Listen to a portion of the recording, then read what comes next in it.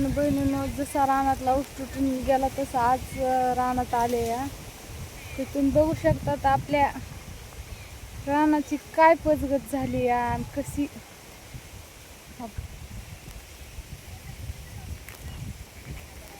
समजे नुकसान झाले रानाची.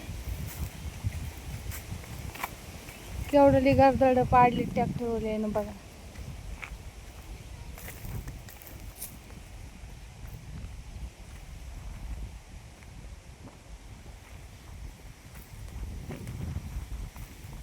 काय लय अवघड झालं.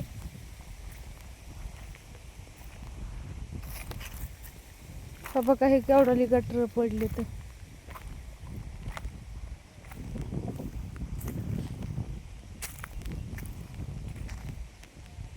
जर माझी पददेव असते तर रानाची आज ही पचगत झाली नसती.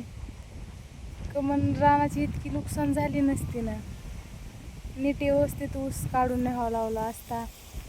पण पददेव नाही त्याच्याबद्दल ध्यान दिलं नाही रानावर. ती रानाची अशी वाट लागली आता.